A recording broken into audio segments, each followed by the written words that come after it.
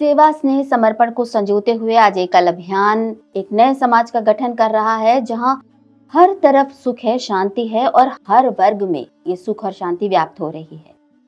ये हमारा सौभाग्य है कि हम बात कर रहे हैं एकल अभियान के अभिभावक, संस्थापक, परम पूजनीय, आदरणीय श्री श्याम जी गुप्त से। नमस्कार। जय हनुमान। गौ ग्राम योजना एकल अभियान की एक ऐसी योजना है जो गांव-गांव में एक नया संदेश लेकर पहुंची है और बहुत हद तक एक नई शुरुआत हुई है। इसके बारे में हमें कुछ बताइए। बहुत ठीक पूछा आपने राजू जी। इस योजना के 3 हिस्से हैं। मैं 3 भाग में इसको स्पष्ट करूंगा। पहला भाग, एक हिंदू होने के नाते हमारी माँ गौ माता है, हमारा पिता हमारा धर्म है, हमारा घर हमारा भारतवर्ष है। हर हिंदू की यह इच्छा होती है कि मेरी माँ की रक्षा हो, मेरे पिता की रक्षा हो, मेरे घर की रक्षा हो। दुर्भाग्य से आज हमें अपने को हिंदू कहने का कोई अधिकार नहीं है। हम अपने को हिंदू कह रहे हैं, लेकिन कोई हमसे पूछे तो हम अपने को हिंदू कहने में गौरव का अनुभव नहीं कर सकते। क्यों?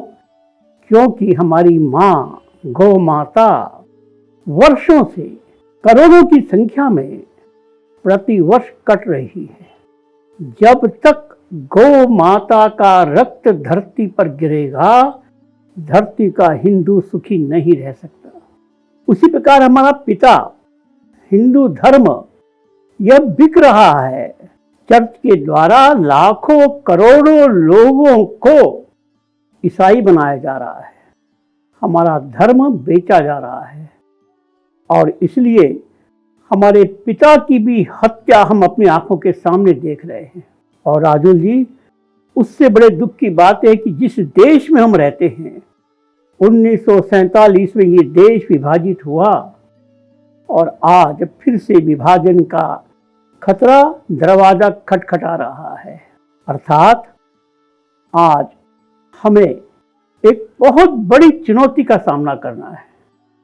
यदि हम इस समय संगठित नहीं हुए तो जिस प्रकार 1947 का 1/3 हिंदुस्तान पाकिस्तान बन गया, आने वाले कुछ वर्षों में यह हिंदुस्तान जो आज जिसको हम देखते हैं, आधा हिंदुस्तान विदेश बन जाएगा।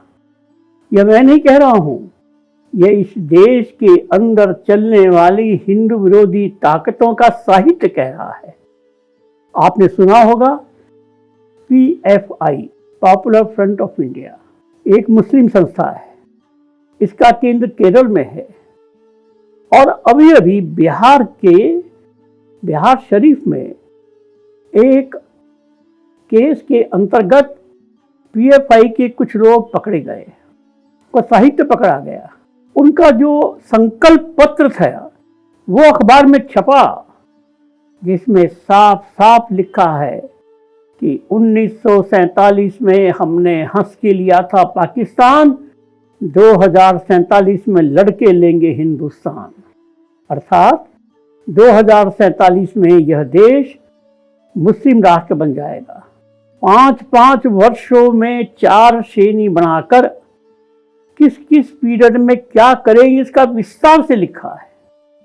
और यह है कि हमारा संविधान हम कब बदलेंगे, हमारा मुस्लिम प्रधानमंत्री कब बनेगा, मुस्लिम राष्ट्र घोषित कब होगा, यह अब एक सबके सामने प्रकट का होने वाला सत्य है। भारत सरकार ने PFI पर बैन लगाया, 450 लोगों को गिरफ्तार किया, लेकिन ये PFI तो एक केवल मुखौटा है। इसके पहले वो सिम्मी के नाम से काम करते थे, उनको बंद किया, PFI बन गया। सिम्मी के पहले किसी और नाम से काम करते थे, उसको बंद किया तो सिम्मी बन गया। नाम बदलते रहेंगे। इस देश में लगभग 20% अर्थात 30 करोड़ मुसलमान बन गए हैं और इस स्थिति में वे अपने वोट की ताकत से इस देश में मुस्लिम राष्ट्र बनाने का संकल्प कर रहे हैं। हमारा देश जब आज़ाद हुआ सन 47 में, तभी जिन्ना ने अंग्रेजों को कहा था कि आप जब भारत में आए थे, प्लासी का पहला युद्ध हुआ था 1757 में, तब आपने मुसलमानों से हिंदुस्तान लिया था। अब आप जा रहे हैं तो मुसलमानों को हिंदुस्तान देकर जाइए। 1946 में जब वोटिंग हुई, पाकिस्तान कौन कौन चाहता है, तो सारे मुसलमानों ने मुस्लिम लीग को वोट दिया था। और उस समय जिन्ना ने बड़े गर्व से कहा था कि अभी तो हंस के लिया है पाकिस्तान, लड़ के लेंगे हिंदुस्तान। जिन्होंने मुसलमानों ने पाकिस्तान के लिए वोट दिया, अधिकांश लोग यहीं रह गए। उस समय सरदार वल्लभ भाई पटेल, राजगोपालाचारी, अंबेडकर, संघ के अनेक अधिकारी, सब लोग बोलते थे कि पूरी आबादी का अदला बदला होना चाहिए। जब 30% मुसलमान को 30% भूमि दी तो हिंदुस्तान में मुसलमान क्यों रहेंगे?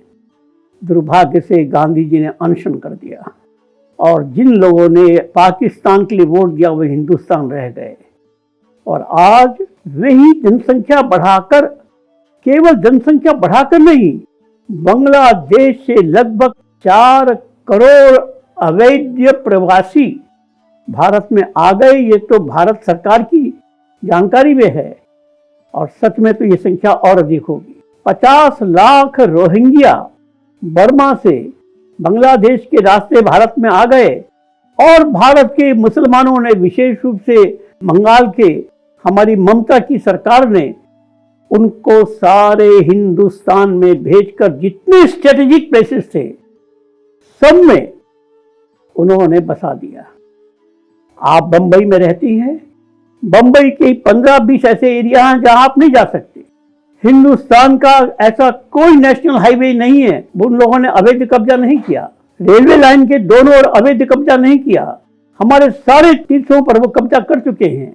यह एक संकट हमारे सामने है। इस संकट से मुक्त होने के लिए हिंदू समाज को आगे बढ़ना होगा।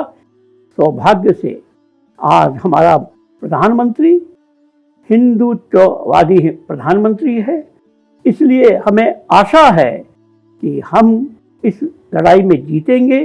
लेकिन प्रधानमंत्री कोई अमर होकर नहीं आए, इसलिए समाज की भूमिका बहुत महत्वपूर्ण है। ये प्रस्तावना हमको समझनी होगी। इसके पश्चात मैं गोग्राम योजना की कार्य योजना बताऊंगा। अभी इतना ही बताना पर्याप्त है। कुछ बहुत ऐसी महत्वपूर्ण बातें जिन पर प्रायः ध्यान नहीं जाता, आज आदरणीय से पता चली। और कुछ बहुत सी बातें ऐसी भी हैं जिन पर हमें ध्यान देना चाहिए। उन बातों के बारे में बात करेंगे अगले अंक में। जय हनुमान। नमस्कार।